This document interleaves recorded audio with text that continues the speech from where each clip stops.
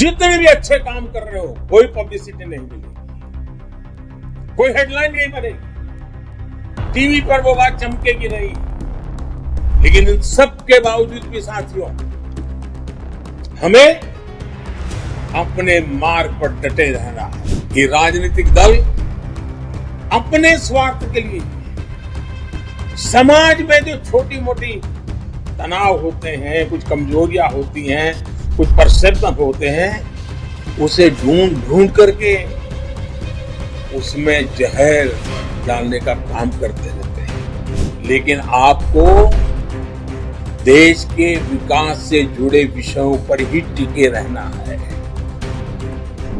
साथियों, हम बड़े गर्व से कह सकते हैं कि ये भारतीय जनता पार्टी है जिसने विकासवाद की राजनीति को देश की राजनीति की मुख्य धारा बना दिया है। आज कोई भी चुनाव हो, विकास में विश्वास करने वाले लोग हो या न हो, समाज को तोड़ने की राजनीति करने वाले लोग हो तो भी, शॉर्टकट ढूंढ करके सत्ता पाने के नुस्खे आजमाने वाले लोग हो तो भी, चाहते हो या न चाहते हो, लेकिन चुनाव में हर किसी को विकास के नाम पर बात करनी ही पड़ती है। चुनाव के मैदान में विकास की चर्चा करनी ही पड़ती है। और गर्व है भारतीय जनता पार्टी कि हमने राजनीति को इसकी विकासवाद की धारा के साथ प्रमुख रूप से बल दिया है। लेकिन साथियों, हमें ये भी देख रहे हैं कि जो लोग विकासवाद की राजनीति से बच नहीं सकते, मजबूरन विकासवाद में आना ही पड़ रहा है, तो उन्होंने राजनीति में विकासवाद को भी विकृति के दिशा में धकेल दिया है। ये राजनीतिक दल तत्कालीन लाभ के लिए, फायदे के लिए, देश के उज्जवल भविष्य के साथ, राज्य के उज्जवल भविष्य के साथ, देश की युवा पीढ़ी के भविष्य के साथ खिलवाड़ करते हैं, उसे खोखला करने का भी काम कर रहे हैं। ये राजनीतिक दल अपने स्वार्थ के लिए समाज में जो छोटी मोटी तनाव होते हैं, कुछ कमजोरियां होती हैं, कुछ परसेप्शन होते हैं, उसे ढूंढ ढूंढ करके उसमें जहर डालने का काम करते रहते हैं। उस कमजोरियों पर ही खेलते रहते हैं। कभी जाति के नाम पर, कभी क्षेत्रवाद के नाम पर लोगों को भड़का रहे हैं। साथियों,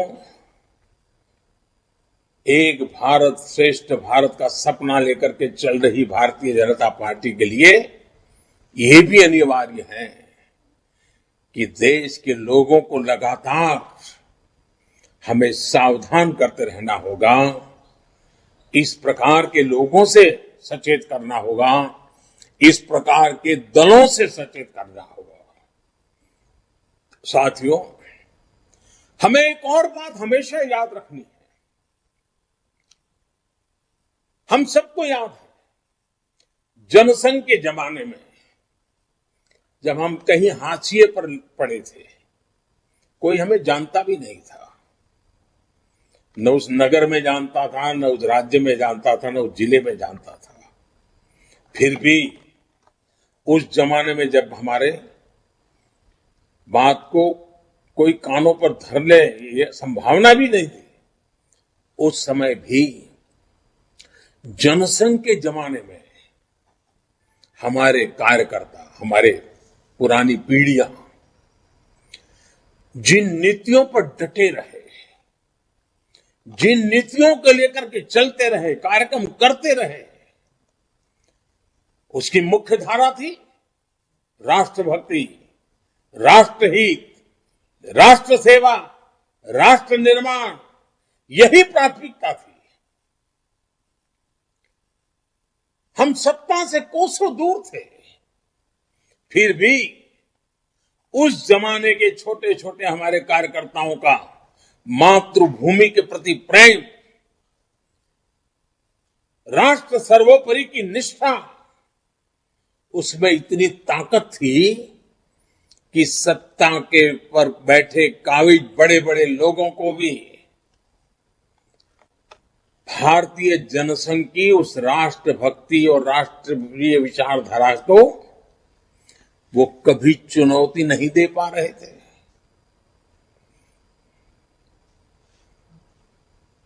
जाने अनजाने में भी उसके महत्व को समझना पड़ता था, स्वीकार नहीं करते थे, समझना पड़ता था। और आज भाजपा की नीतियां उसी राष्ट्रभक्ति से प्रेरित होकर विकास पर केंद्रित हुई है, विश्वास पर केंद्रित है।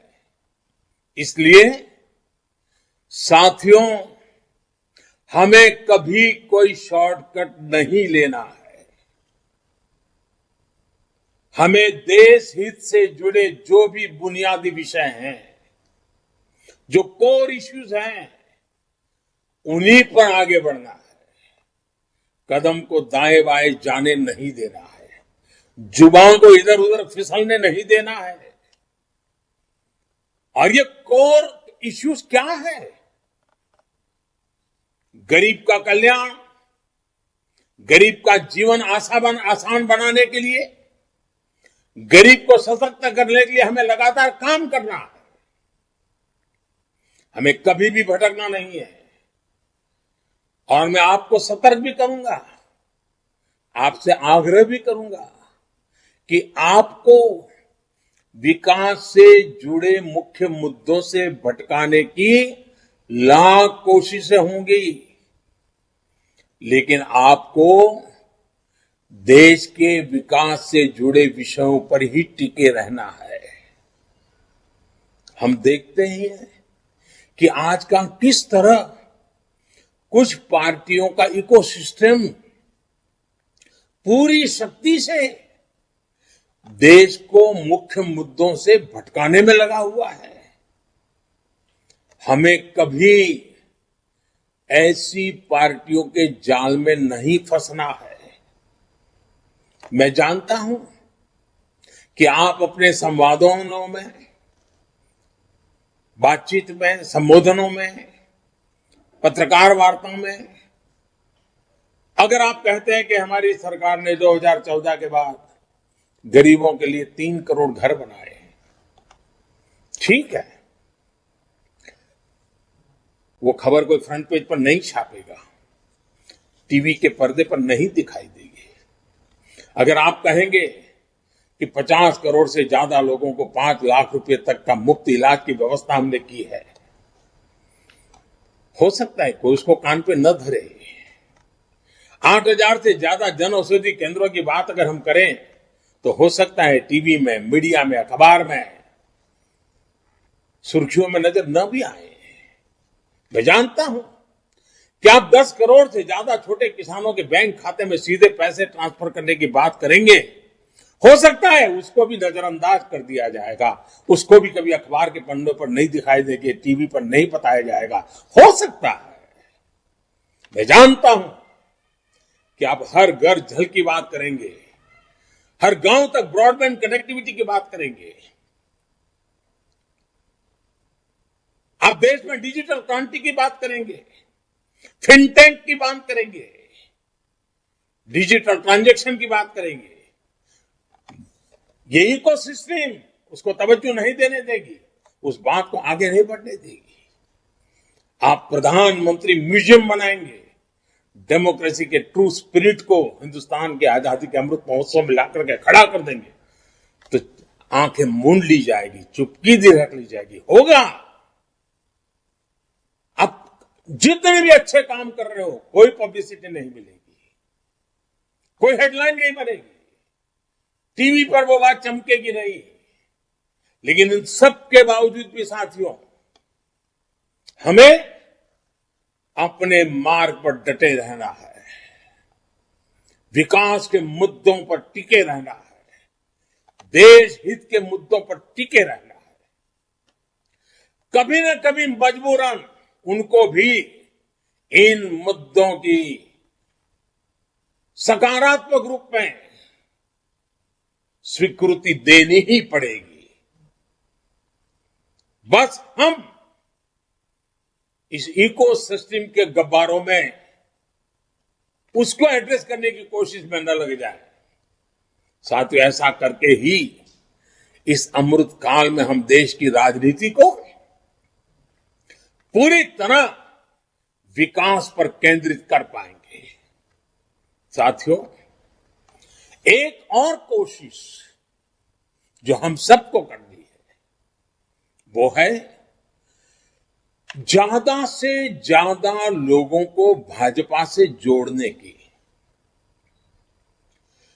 करोड़ों की सदस्य संख्या हमारा गर्व बढ़ाती है, लेकिन हमें फिर भी रुकना नहीं है। हर क्षेत्र के लोग, हर समाज के लोग, हर कोई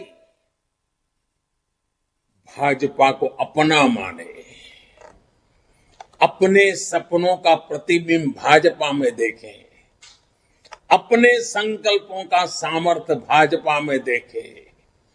भारतीय जनता पार्टी ऐसा वटवृक्ष हो, ऐसा गुलदस्ता हो कि समाज के हर व्यक्ति को उसमें अपने सपने नजर आते हो। साथियों, हम सभी जानते हैं कि आजादी के बाद से ही वंशवाद और परिवारवाद ने देश का कितना भयंकर नुकसान किया है। परिवारवादी पार्टियों ने देश में भ्रष्टाचार को, धांधली को, भाई भतीजावाद को, इसी को आधार बना करके देश का बहुत मूल्यवान समय बर्बाद किया है। ये परिवारवादी पार्टियां आज भी देश को पीछे ले जाने पर तुली हुई है। उनका सार्वजनिक जीवन परिवार से शुरू होता है, परिवार के लिए चलता है, परिवार की खातिर ही करता है। भाजपा को इन परिवारवादी पार्टियों से निरंतर मुकाबला करना है। लोकतंत्र के लिए यह सबसे घातक परंपरा है।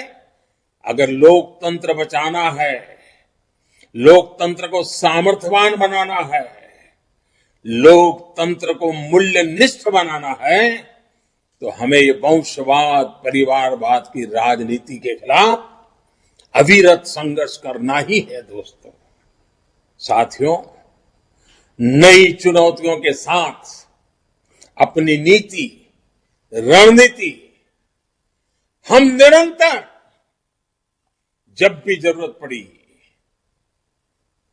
देश हित को आवश्यक मान करके हम आधुनिकता की ओर आगे बढ़ते रहे हैं।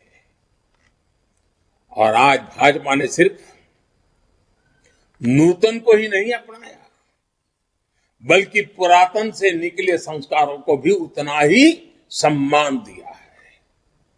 हमने अपने पूर्वजों की ज्ञान शक्ति पर भरोसा किया है। मैं आपको एक उदाहरण देना चाहता हूं। हम जब जानते हैं कि पूज्य महात्मा गांधी, पूज्य बापू आजाद भारत में स्वावलंबन आधारित नीतियों को देखना चाहते थे, लेकिन दशकों तक सिर्फ गांधी जी का नाम ही लिया गया, काम बिल्कुल उनके विजन के विपरीत किया गया। वो देश में स्वावलंबन चाहते थे, लेकिन भारत को पॉलिसी से लेकर प्रैक्टिस तक विदेशों पर निर्भर बना दिया गया। अब आज देश देख रहा है कि भाजपा सरकारों के समय स्थितियां कैसी तेजी से बदल रही हैं।